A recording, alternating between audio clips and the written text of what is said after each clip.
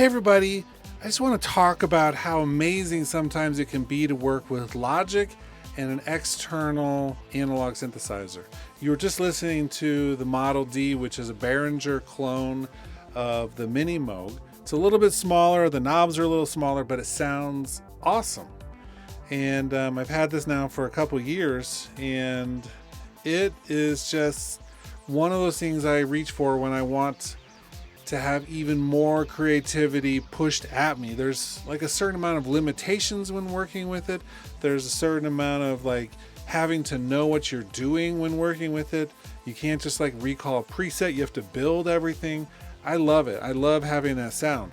And so I wanted to walk through some of the features in Logic that make working with an analog synthesizer like this so amazing. So first and foremost, I'm using an instrument track with an external instrument as the source. And this has a MIDI destination and an audio input. So the MIDI destination is the Model D. That's over a USB cable, and it's on MIDI channel 2. That's selected on the back of the Model D with little switches, and then it's plugged into input 3 of my interface. Cool. That means I can get MIDI to it and sound from it. In fact, this instrument, along with some of the other units I have, are really handy because I can plug the CV out on this. It acts as a MIDI to CV converter, and then I can play my ARP 2600 with it. So there's a lot of power in connecting other instruments through this. Then I have a tuner. Let me turn off these other effects. Built right on as an insert. Plus, we have this tuner overall, but I just have one on the channel itself. And we have to tune up this instrument. It doesn't come tuned. It doesn't stay in tune necessarily. I'm going to turn off 2 of the 3 oscillators so I can just tune the basic oscillator. It's a teeny bit under, but not much.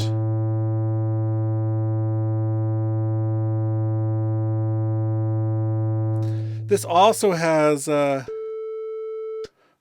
sine wave on the actual instrument. Did that look like it was flat? No, right locked in. Okay, so then I can turn on the other 2 and tune them to it.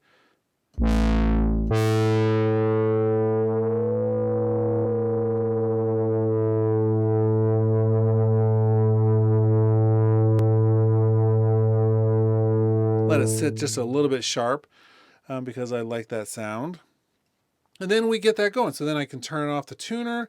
Now I can use all of the Logic effects. You could use any of them you want with this instrument. So the Model D doesn't have delay or reverb. It has a filter and some sound sources. So it's pretty limited.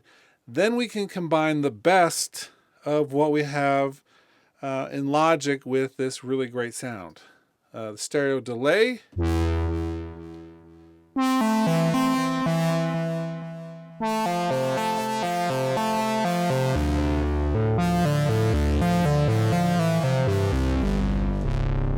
Right, so good delay. And then Chromaverb has some amazing reverbs for synths. So, I sometimes hear Chromaverb getting a little bit of a hate online, but I think it's an amazing reverb and used in certain circumstances. But this is one of them. It has a whole handful of synth reverbs that are just things you might not even think of yourself.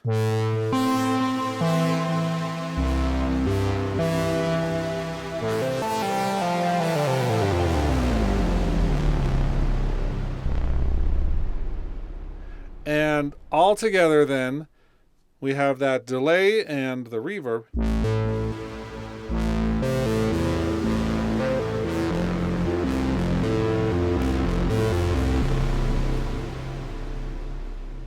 we're still just getting started to a certain extent. We're going to turn on the arpeggiator, which is just doing a simple up and down pattern.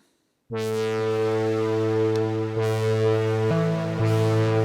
turn it on.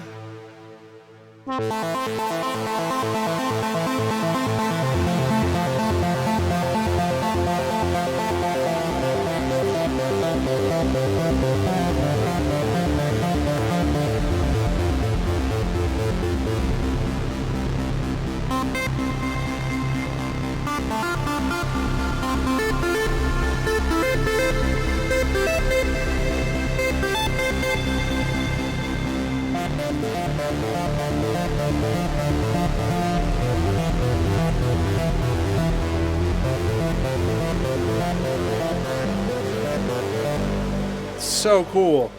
Then we can use some of the other MIDI effects like chord trigger.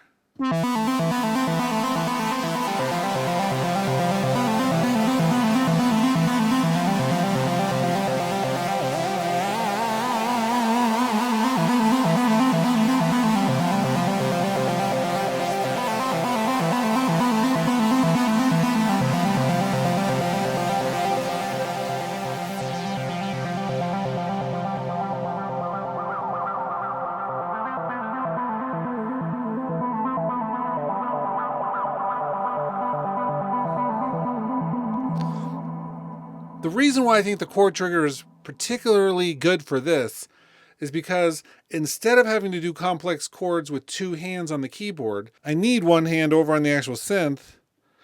And that means I can hold down the chord with one finger and then make adjustments with my other hand.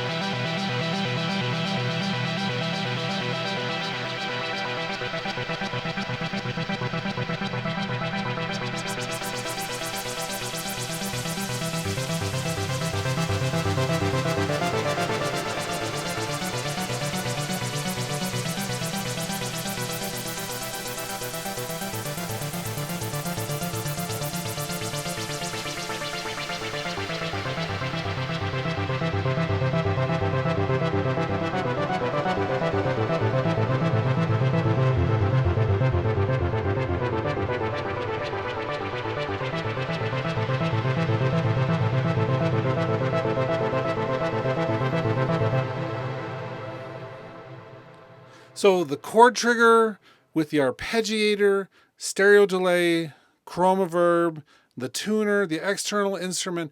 I mean, this is like an analog synth heaven with all of these tools. And so I think that it's really worth taking a look at expanding your toolkit, not maybe with more software, but certainly with one of these amazing synthesizers which could really fit into your workflow.